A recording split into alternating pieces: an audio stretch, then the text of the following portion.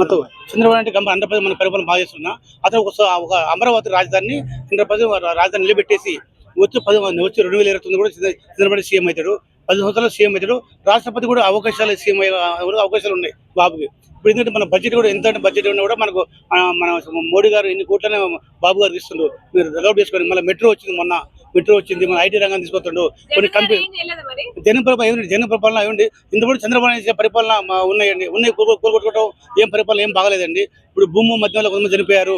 అన్న క్యాంటీన్ ఉంది, అన్న క్యాంటీన్ కూడా మన పేదలను కూడా అన్న క్యాంటీన్ లేకుండా చేసిండండి. చంద్రబాబు చెప్పారు అవసరమైతే ఎన్టీఆర్ ఫోటో తీసుకొని మీ ఫోటో పెట్టుకొని వాళ్ళకి అన్నం పెట్టు. అట్లా కాకుండా అన్ని కోరుకోవడం చేయటం విధ్వంసాలు సృష్టించడం ఏం చేయలేదండి. అదేదో చేశాడు అని చంద్రబాబు మాత్రం 100% అతను మనం పరిపాలన బాగుందండి. ఎందుకు ఇంకా మరి జగన్ గారు రావాలని చాలా మంది కోరుకుంటున్నారు.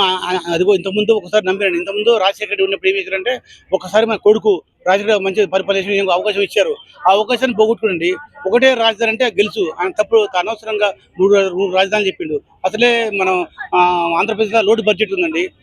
లోటు బడ్జెట్ ఉండి లోటు బడ్జెట్ మనం ఎటు పరిపాలన చేస్తారని మా అనవసరంగా దాని గురించి ఏం చెప్పండి. ఒకటే రాజధాని చెప్పండి. 100%గా మనకు అవకాశాలు ఉన్నాయి. మొత్తం అది ఖమ్మం నాకు పక్క ఎందుకంటే మాకు ఆంధ్ర తెలంగాణ మధ్యన ఉండదండి. ఆంధ్ర పోటీ తెలంగాణ మధ్యన అండి. కంపల్సరీగా మొత్తం 2020 కూడా సీఎం చంద్రబాబు అవుతాడు.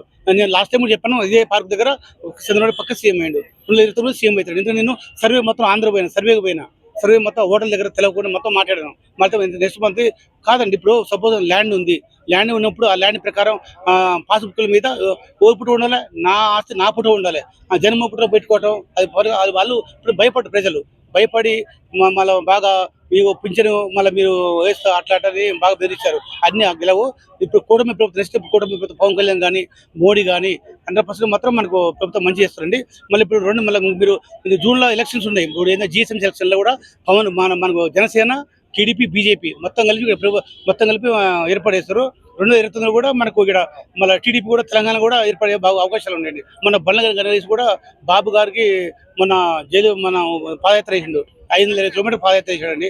బాబు గారు మంచి విజన్గా పాదయాత్ర చేసి మొత్తం ఇక్కడి నుంచి నడుచుకుంటా శాంతినగర్ నుంచి తిరుమలకి మంచిగా నడుచుకుని వెళ్ళి యాత్ర చేసి మొత్తం కలిశారండి. చాలా మంది చూడండి. మన సీఎం ఉండే రేవంత్ రెడ్డి గారి తమ్ముడు కూడా మద్దతు ఇచ్చాడండి. సీఎం కూడా మద్దతు ఇచ్చాడు.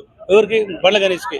మంచి చేస్తున్నాను. ఆ విధంగా విజయన నాయకుడు చంద్రబాబు నాయుడు. చంద్రబాబు ఉన్నందుగా అవును పర్లేదు. వీళ్ళు కూటమి ఉన్నది గ్రామీణాభివృద్ధి కానీ కూటమి అలా పీఠాపురం కూడా మంచి చేస్తారండి. మొత్తం కలుపుకొని వాళ్ళు మాట్లాడుకొని ఏర్పడేస్తున్నారు. 2020 కూడా సీఎం మాత్రం 100% సీఎం మళ్ళీ అతనే అవుతారు సీఎం.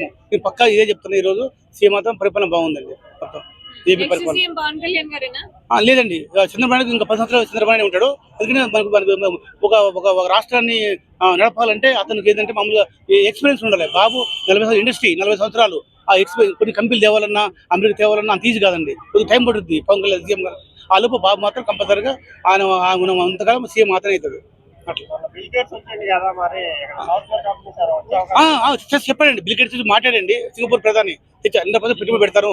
బాబు విజన్ బాగుంది అని మనం మెచ్చుకోడండి. అన్ని కంపెనీలు కూడా చేస్తారని చెప్పాడండి. కంపల్సరీ తీసుకొస్తాడు. అందుకని పెట్టుబడులు ఉన్నారు. బయట దేశాల గురించి చాలా కంపెనీలు వస్తారండి.